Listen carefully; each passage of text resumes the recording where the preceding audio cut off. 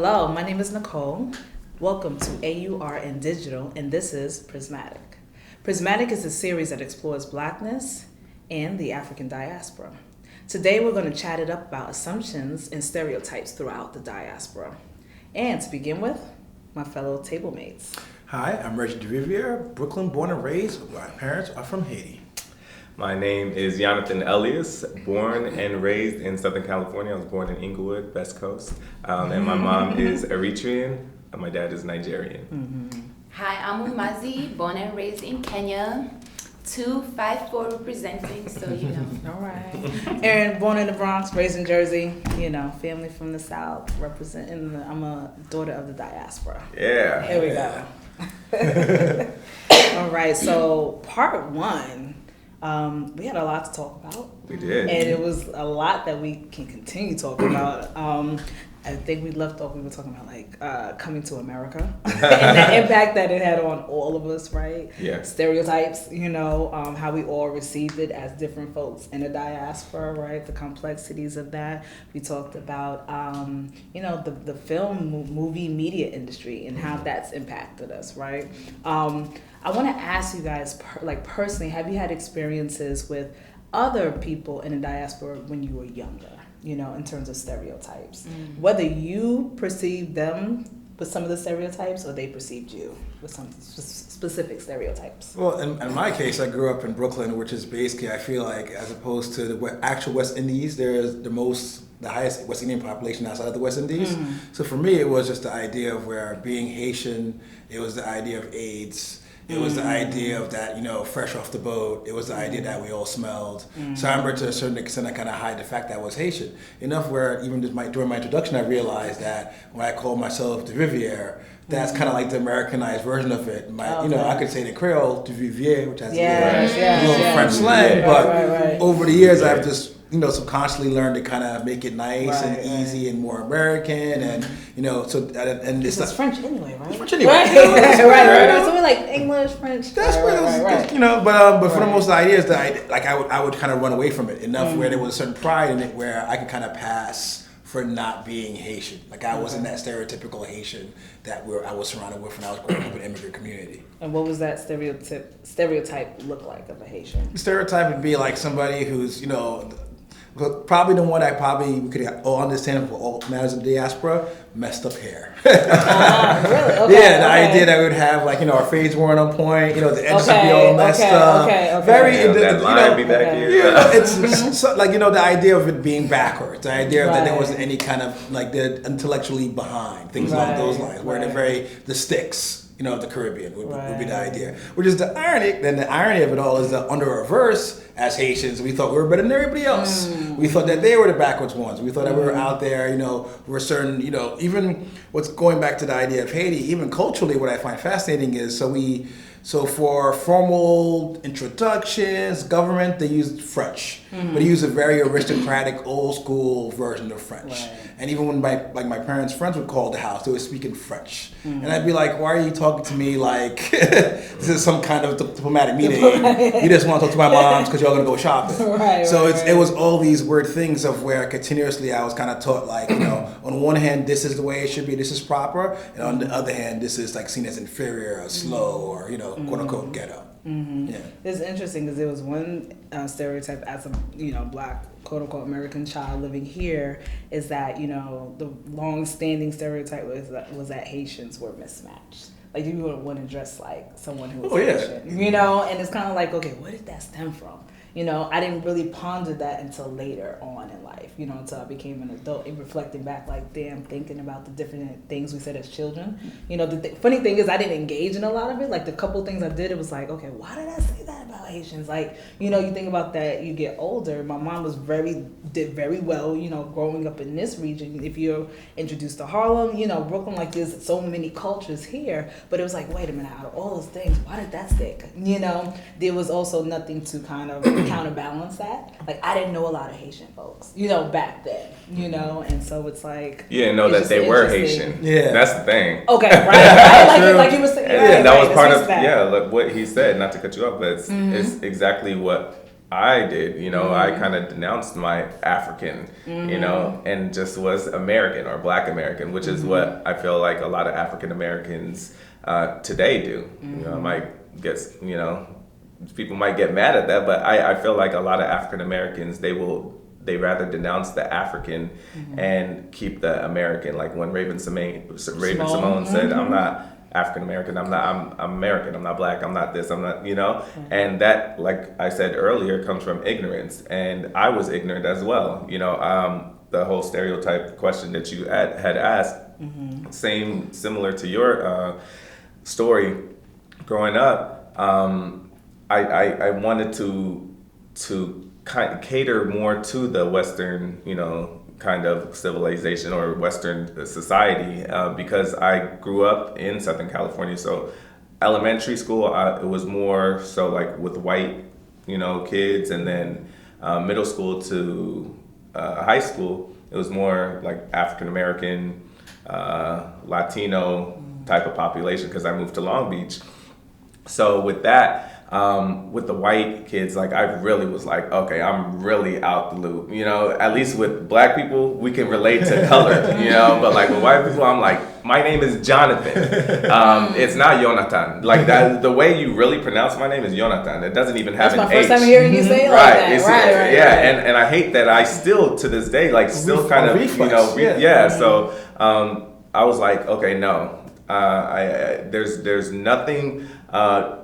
There's nothing that has to do with, I have nothing to do with Africa, and it's really sad that I was in that mindset as a child, and I can't blame myself, is because that's, that was the environment that we lived in. When you're African, you're of lesser status, lesser civilized person, and then I had to also battle with the stereotypes that my family had on Black Americans, so then with them it's like, oh, a lot of the families are fatherless, their values and morals aren't as high and important as the values and morals that we hold high.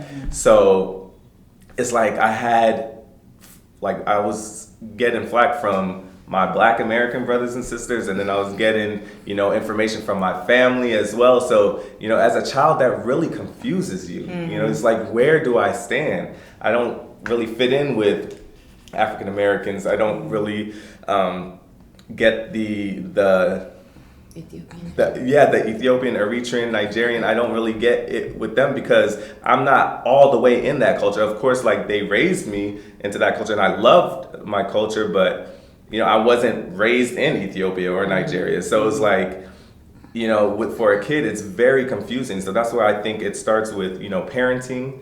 That's why I'm happy that the newer generation, the, millennials or whatever are talking about things like this, because that's a way to start bridging that gap and, allowing us to really delve into each other's cultures, because like we said before, we all suffered the same thing, and once we realize that, then, which is what I feel like I realize now as an adult, I'm like, damn, I want us all to win instead of just I want my people to win, or I want this side to win. So I think that's where we all need to get into that mindset. Well, some stereotypes I had a stereotype for everybody. You were equal opportunity. I was an equal opportunity. So I know African Americans, it was Tyler Perry, he was your muse. That was the idea that I had. Madea and her dramaticness. I was like, I had never seen my grandma act like this, but if that's how grandmas out there act, that's lit. I want to be a part of it. I was here for the drama. I'm not gonna lie. I was like, damn, African Americans are lit. The other stereotype I had, I was like, African Americans have great hair. I had no idea those were sew-ins. And not to say, okay, I don't want to say gray hair. I'm going to say great hair how I thought gray hair was in the early 2000s and 90s, and not now with, I love my curls, I love my kinks. But back then, I was like, damn, they got good hair. Everything is straight. Right. Everything is long. Look at you. You got good hair now, too. I got good hair. I did not know. Okay. I had no idea idea those were wigs and weaves, right? The other stereotype I had was towards other Africans. So for the longest time, I thought French West Africans or anybody colonized by the French were ratchet. And I thought like, so British people, or I would say British people, right? They're like, like the way your demeanor changed as you started. Infamous for their dryness. You know, right, blandness, but it's so high tea, royalty. So that legacy is really passed on to a lot of like its colonies. If you look at how Zimbabweans even like speak, and like Kenyans, like whatever, it's still that uppity British air. But French people, you know, they kiss on the cheek. They're like, you know, it's like a different kind of. It's so different. So for the longest time, I never understood French West Africans. So we have a lot of Congolese people in Kenya. We have a lot of like Rwandese people from the genocide. Like we have a lot of those cultures in Kenya. And I just never used to understand like why you acting, why you so loud, why you so pompous, why you not reserved, queen and royal and all of that. So I had that stereotype.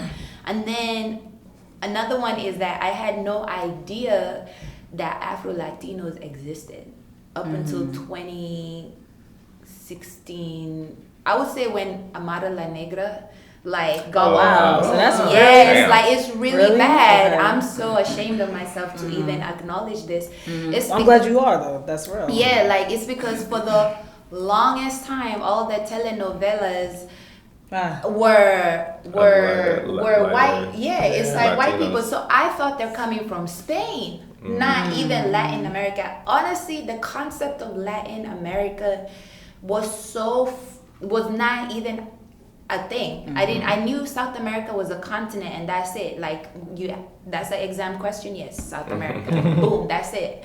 I had no idea of the makeup who is there. Of who is South American. Yeah. And so when I was seeing all these telenovelas, because they're really big in Kenya, like I grew up watching them. Whatever, Camila, all of them. And so I had no idea that there were Afro-Latinos. All right, so I come to this country, I see Latinos, cool. But a lot of the time, Afro-Latinos, they're black, right? So for me, I wasn't paying attention to the nuances. I just thought that you're Latino in terms of how Latinos have been represented in mainstream media, and then you're black, and then you're white. And then in the blackness, there's all these other shades and different ethnicities, but I never conceptualized that Afro-Latinos was a thing until Amara La Negra came on TV, and she was like, you're going to respect this blackness, and I'm from the Dominican Republic. So those are the stereotypes I had. There are more of very just ignorant, like as you said, it was just very ignorant. And then to myself in Kenya, we make fun of people who cannot speak English properly. So I know it's a whole thing. Different ethnic groups, when they try and speak English, depending on like their vernacular, certain things come out. So for instance, there's a group called the Kikuyu. They switch their R's and L's. So instead of saying a library, they say library, you know, or like instead of saying a lorry, they say rory. So we make fun of people who can't. It's such a big thing. And like just sitting here on this table, I'm like, oh my God, what are we doing? We make fun of people who cannot speak a colonial language, an oppressive language. Like we're making fun of them for attaching their vernacular, their traditional language on that. So that's a big stereotype. So anybody who cannot speak English in my country, the stereotype is that you're dumb, you're uncivilized, like you're not proper, you're not English, you're not British, you're not Western. So I do have a question. I was doing a lot of reading and researching as well, you know, for this, because I know my stereotypes. I know like what my family had taught me, what their thoughts are, what I've taught my family, because of course, you know, it's still our job. You know, I came out, I mean, I was born in America, so I've been enriched into the Black culture. I still consider myself, you know, African American as well, a Black American as well too, because, you know, I pledged a Black fraternity, Kappa Alpha Psi. I did research on history, you know, Black history here, even though I had no ancestors here that were enslaved, but we had slavery in our own countries, you know. So I wanted to know, because I did come across a lot trying to figure out like where these stereotypes came from or what the gap was. We said cultural gap and differences, but I did read a lot on Black Americans almost holding grudges to Africans for slavery happening. Because they allowed the white man to come into the countries and, you know, take their people and take their land and then bring them here. So is that anything that you've ever heard? Oh, for sure. I remember one time, because I too went to Howard. We have to plug, you know. We do that, you know. The Bisons. Word. You know, and I remember heading back to school, and I was in a cab from Union Station, and there was a brother driving a cab. I forgot a couple of questions he asked me. We got to slavery, enslavement, right?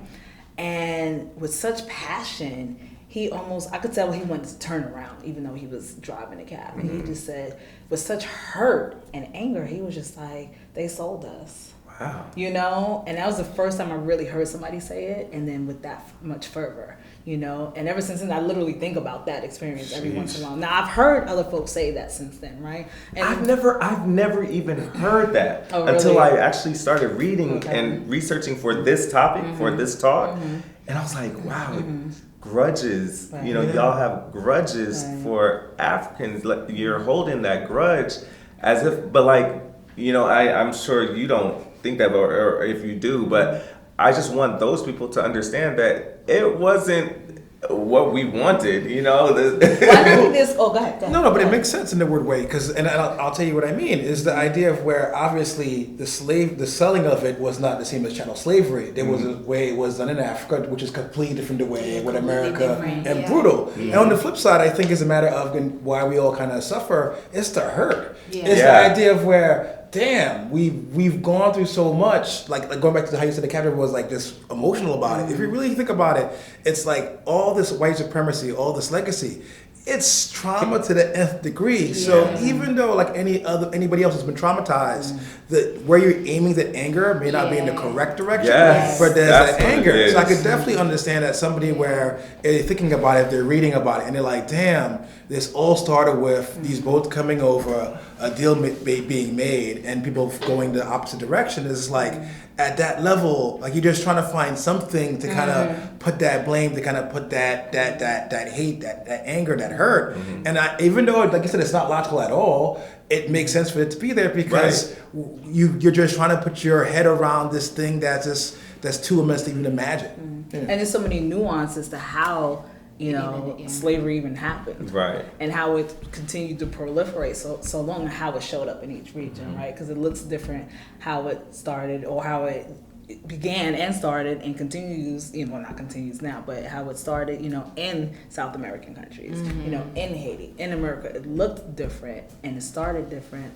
And I remember, again, going back to that cab ride, you know, at the time, I didn't feel equipped. I didn't know as much as I know now about, you know, my studying of how enslavement happened. So I ended up feeling a little helpless, like, damn, I don't quite feel the way you feel, but I don't know either, you know? And that's where education comes in, because of, you know, the nuances and how, you know, this country, you think about the century of like, the 2 centuries between 1500 and 1600s in this country, they were figuring out how to make the slavery thing work, you know? So we don't get that history. You know, I didn't get that till I was an adult, and I'm looking for it, you know, or I'm coming across folks who are talking about it, you know, and everything. I do have to give a plug, because there's a great organization called Black Gotham here in New York City, and they do tours of Wall Street. You know, and they have a good community and do Nerdy Thursdays. And the brother come out, they do tours, walk around there and literally talk about the actual events that happened, you know, because literally Wall Street was created by Black folks. By African people that came in different waves, from Ghana and Senegal. So there was like 2 big waves for 2 different regions at different times, and the interaction that those 2 groups had were interesting during the course of between 1600, a whole century, and 1700. We don't get that information. Insane. You're you know? just telling us. Here we go. You know, if you think about it, like the British were late coming in the game, in the slavery game. You know, Portugal, Spain, everybody was already knee deep in there. British came along, was like, we want to take over. We're gonna. All of it was brutal, but we're gonna take it up even a notch. Yeah.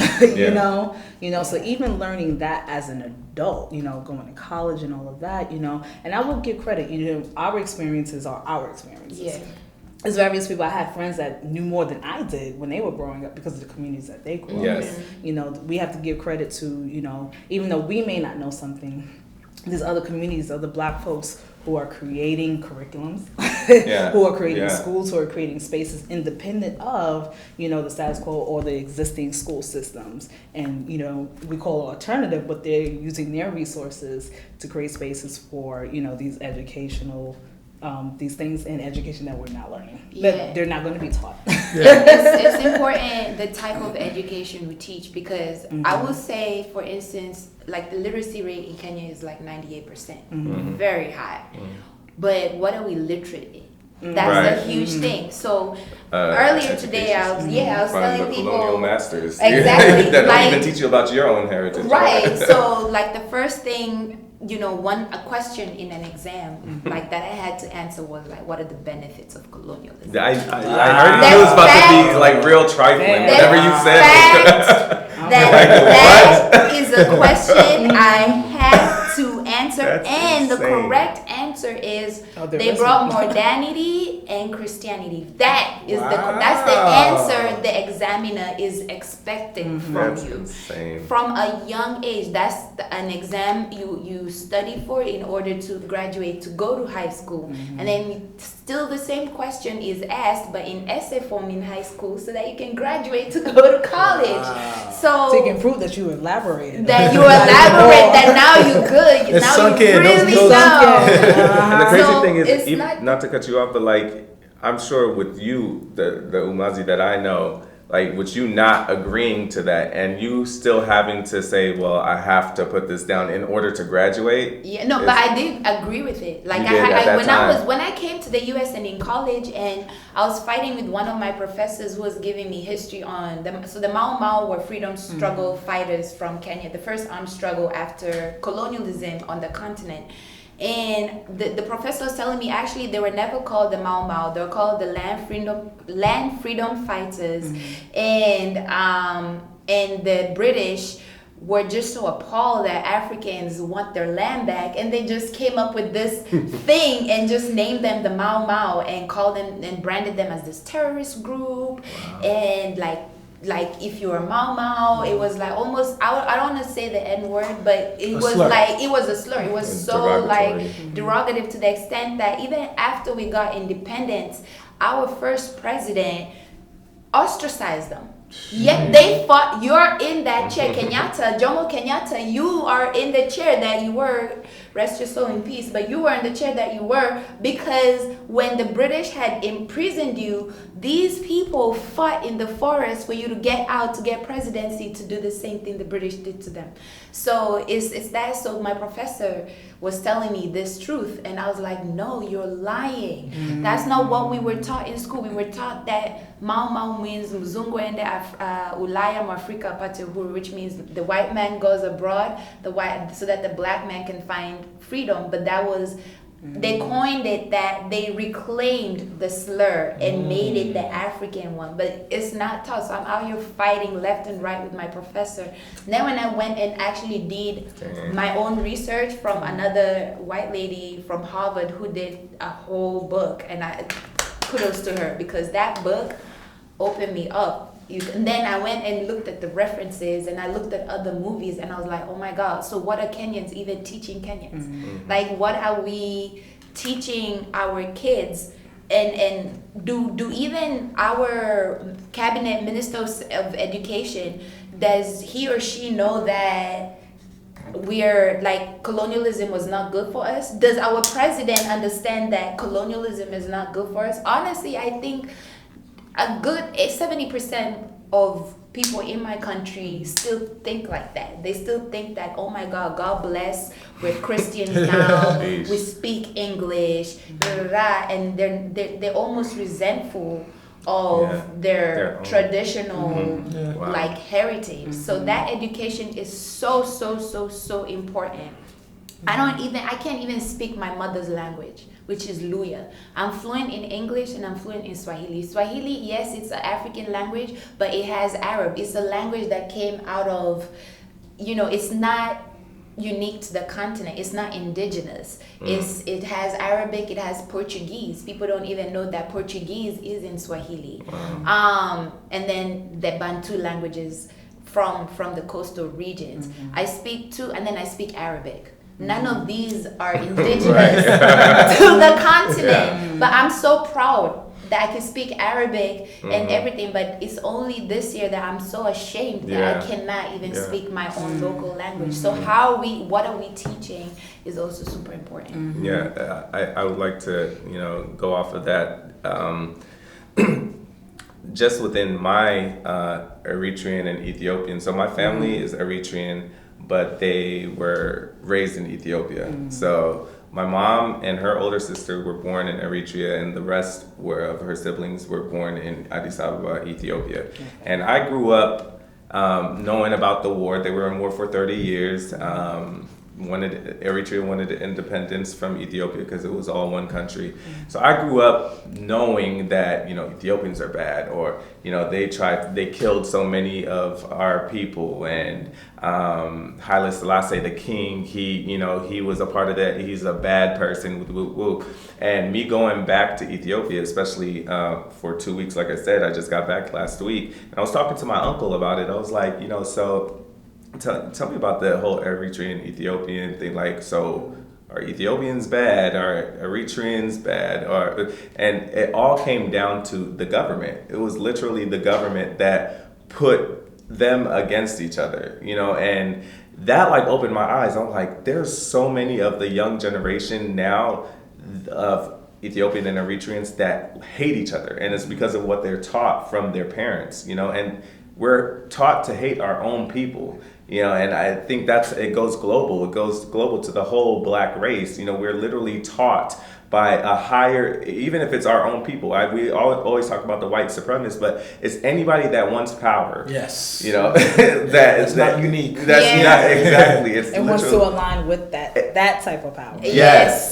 That's where the issue is, and we have to be knowledgeable about it. We have to like you said, not until you were of age to where you can go out and research about the history and heritage. And now that you're of age, you're like, damn, I should have known my own, language. We have to come to a certain point where we want to go out and broaden our mind and learn about these things and understand that it is this higher power that literally is throwing toxins in our group, to separate us. So I think that's a huge issue as well.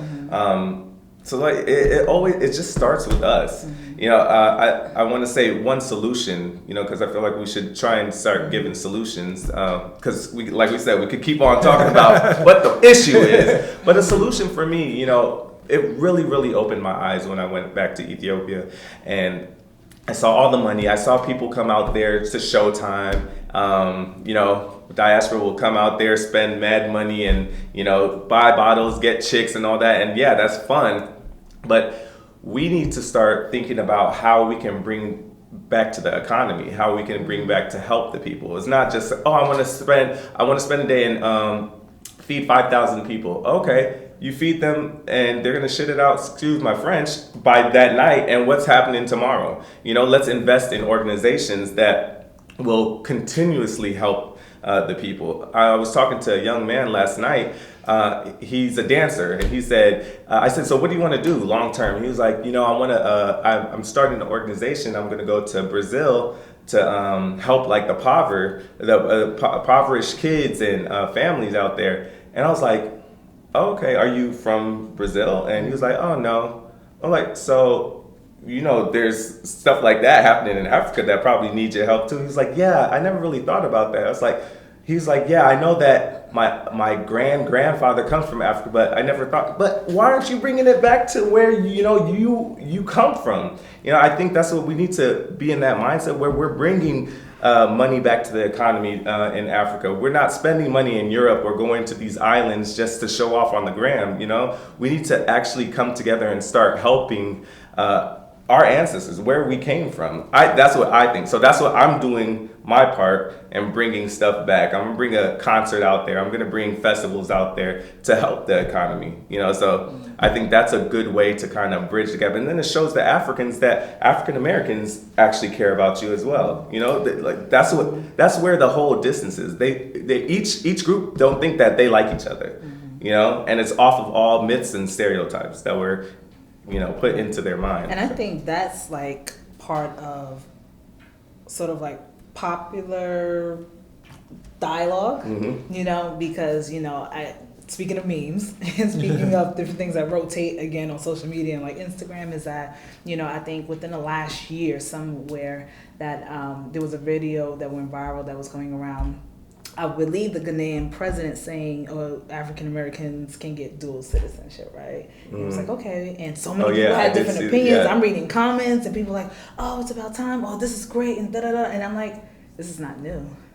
Right. That concept and this action, because it's an action, is not new, and going back to like just to talk about study, just reading, like I love social media. I do some of it for work. However, we can't get all our information from there. Like we literally have to step away. Yeah. Go to a library because it probably needs your support anyway. Go to some other go outside of your comfort box. Ask people some questions. Go research and step back into the books. Yeah. And a big part of that has to do, I remember when I was at Howard, I ain't gonna say when, but I was let's like age ourselves here. Let's just say I didn't phrase it, but somebody did coin it on Twitter. They were like, I'm an elder millennial, so I'll take that. Okay. I'm gonna take that. But, I remember going to a meeting with two friends. And it was a meeting, I'm trying to remember who put it on, but Senegalese representatives. And they were talking about dual citizenship, and it was like an information session that had the application and started talking about what that process is like. At that time, again, sometimes you don't know where you are. I knew Howard was great for so many different reasons, and I didn't realize like that doesn't happen all the time. And even though I had put it in the back of my mind, oh, you know what? Let me take advantage of that, and I didn't. But my two friends who I was there with did, oh, wow. And so it's interesting. So I have two friends that actually have, from that time, dual citizenship, and it's something like, again, whether it's like looking at films like from like Haile Gerima from Ethiopia, who's a Howard professor. Yes, looking at his films. Mm-hmm. The Door of No Return. Seeing those films and seeing that people will already have continuously gone back to the continent from here, whether you call it repatriation, everything. It's like this conversation, these actions have been going on. There are people who have moved from the diaspora to Ghana, to Nigeria, and it's not something new. It may seem new because we, in the grand scheme of things and the bigger culture, it's not expressed. Yeah, but these things are happening. And I not to interrupt, but I think it's important. And I don't remember the specific names, but I remember I was watching, you watch YouTube, and suddenly I'm listening to club music in the background. I'm probably cleaning my apartment, and this scene comes on where they're blatantly in Africa and a dance party's happening. And I dug a little deeper where basically these two white filmmakers went to, I believe it's Uganda, and they were filming, and then whatever project they had fell apart. And as, colonizers opt to do, they were like, how else could we make money? And they basically made a record label kind of funneling music from Africa, different countries there, back to the US and basically focus on dance music. So as a result, it came back where it's like, oh, we've got so much interest. We're going to basically take all these, cool dance, fans and DJs and bring it back to Uganda and have this dance festival. So it's the idea of where, like you said, even being the idea of giving back, but also there's opportunities there. It's something where if you're on your capitalistic tip, where it's like, I got to do for me and mine, you can eat out there and help the economy. It's not just going out there and, because like you said, there's things thriving there. There's arts, there's culture, there's a way for us to kind of go in there and kind of all be able to kind of sit at the table and kind of build together. And I think that's something that's been kind of missed. And I think we kind of need to focus of where, we all in, America, where there's this idea of where, the young white person decides to go somewhere foreign and find themselves. And, obviously we locked out a lot of that because of economics, but there's also opportunity there where if you're young, if you're wide open, why not go out there and just be like, all right, let me see if I can get something popping out here. Yes. You don't have to have the fashion brand in New York City. You know what I'm saying? And I think we have to get out of that mind state. Yeah. Absolutely. And also, go ahead. No, go ahead. And I think the other thing is also for Africans to also just realize that there is richness in African American culture, so much richness, and that richness comes from the source where it came from, Africa, right? It, of course, it's been westernized because of America, but it's still African. It's still black. It's still dark. Not dark in that sense, but I mean melanin dark at the core. So we don't know that there is an issue. I would say the first step is to continuously try and speak on this, have these dialogues, because even before and at the same time also carry out the same actions that we're talking about, because a lot of people do not know there's a problem. A lot of people do not have the same understanding of blackness and its nuances across the diaspora, and also its similarities, the way we have, and we're very fortunate because of our experiences. So how do we amplify our experiences, quote unquote, so that other people who know us personally can see our experiences and then be able to be ambassadors and so forth. Like, that's an amazing point that you said, because I did a research, or I read on research, I think it was on like McNair Journal Online, where they did a study on 50 Africans and 50 African Americans, and one of the questions that they asked was, do you share the same culture? And 82% of Africans said no, 66% of African Americans said no. So, what? Like, just reading that, and like what you said, we do share the same culture. We are the same culture. So that's where just has nuances. Yeah. Right, I was gonna say respecting the nuance. Yeah. Of course. It's like a wave. It's like, how do you move? Yeah. It's not a straight line. No. It's a dance. Yeah. Right. You know, it's a collaboration. Yes. It's complex. It's working through stuff. Yes. You know, it's It's working through getting- the trauma. It's like, okay, what is it? We say we African. What does that mean? Right. Some people say, okay, we're not African. All right. Or there's no African way of being. Okay, so what is that? You know, Yes. why do you say that? Yes. For those who say there is a way of being, you know, why is that? And that helps inform people. Yeah. You know, otherwise we get stuck in this loop of, oh, we're not African, or we are. Yeah. All right, where's some areas in between? And going back to like, you know, what everyone here was just talking about in terms of like economic opportunities, right? And it's also looking outside of what we consider, you know, some of the popular outlets, like in terms of entertainment. Whatever you're into, if you're a farmer, that's even better. you know, if you're making food, if you're making other resources, because we have to think outside the box like that. Yes, you true. know, Yes. like, okay, we're all having to be creative here, so we're thinking about those elements, but at the same time, for our different communities to really strive and actually do these collaborations, we need a varied resources. Yes. You know, From everywhere. right, from everywhere, from food to housing. You know, what does that look like? So there's two things I really wanted to touch on. We can kind of see how quickly we can touch on them, but. When you were talking about, you know, for your first time hearing that, you know, there's some African Americans who are saying, okay, having grudges towards, you know, folks on the continent, you know, for what happened with us, right, during this transatlantic slave trade, is that, you know, has anybody read the book Barracoon? No. By Thornhill Harrison? Okay. And then I have a book club. I'm supposed to read it, but Okay. I'm not. So all right. I'm Let this be your initiative, Zora right? Neale. Yeah, Hurston, right? Mhm. So it's interesting. You know, I read the book. It was actually relatively short. I thought it was going to be longer, but it was a good book. You know, it was a reflective of the brother Kojo and his Cujo, his experience being continental African, being stolen, you know, later in the time during enslavement, actually, you know, it was supposed to be cut off in terms of the actual trade part. And so his experience is much different from what we're used to hearing about, right? So he comes later and he talks about, you know, being feeling scorned and being told, you know, being picked on by black folks who are already here.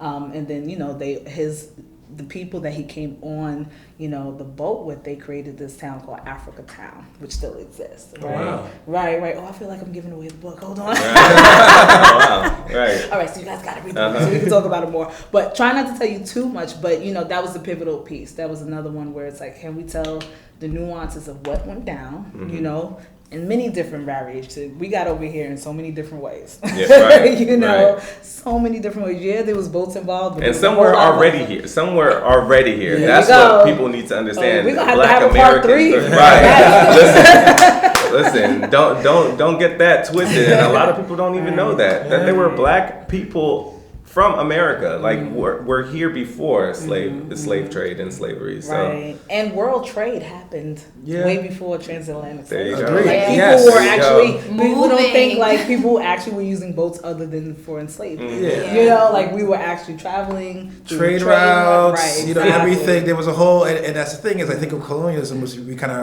it was one of the brainwashing is the idea is there was this reset where suddenly it was darkness, And then Then- light The just light. came. Yeah. It's after the dark ages of the medieval period. yeah. I feel like they were like, oh, this is the dark ages, and Right. now the colonial legacy and slavery is the Renaissance. Yeah. Like, Right, it was right, like- right. And so the other thing I wanted to touch on, which kind of connects all of these things, is you know it's supposed to be the year of Return this year, yeah. right?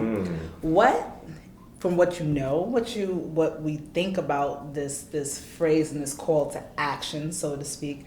What do we think about that, and what do you think about its place and how the diaspora communicates and connects with each other? I mean, I'll take it first. No, for me, it's the idea of where I do think, and even though we're just discussing a lot of the issues, I do think right now in 2019, we've kind of all realized we're all in it together. I think because of the way information is kind of flowing, the world's flatter, you know, geopolitically, we realize how frail everything is and how we are actually all kind of tied together. So I do think that in 2019, as far as the diaspora is concerned, and it's kind of weird to kind of say, all things considered, despite what the news tells us, I think we're in a really healthy place. And I think we're also in a healthy place to kind of have this meeting of the minds, which you actually kind of have. Like even right now where, you know, when I'm interacting online, it's no like, oh, this dude is from like, you know, when I was growing up, for me, going to Manhattan was like, whoa, that's traveling crazy. Right, but like now for me to go on there and like, because literally I was on YouTube trying to look up tips about music production, and it was a dude in Nigeria talking about Ableton, this program to make music. So I think right there you have the idea of where everything is becoming, the diaspora is kind of melding, molding, and where we may still have these stereotypes, like you kind of pointed out. With the youth, it's going to get less and less and less. It's like, what if your stuff is cool, it's cool to me too. There you know go. what I'm saying? How That's can what I, it is. you know, and I think that's where we're kind of meeting, is the idea of where it's just, you know, quality over quantity. You know, I mess with this because I mess with this because I like this. There's the idea of I'm doing this because I have this predescribed idea of what America deems is cool, what, you know, Nigeria deems is cool, what Jamaica deems is cool. I don't mess with that. I just want to have it because I think it's fun. So I have, it's a yin and yang for me, like the concept of returning back, or the this is the year of return.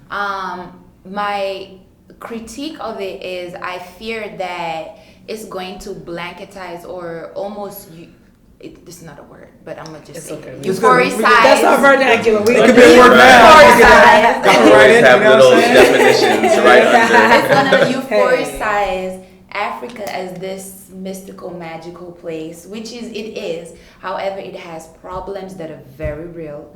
It has high poverty rates. Corruption is still a big issue. It has very real problems that always get blanketed in this whole euphoria of people trying to search their identity. I just wish that there could be an acknowledgement of that part of the continent, because the reality is Africa is still struggling.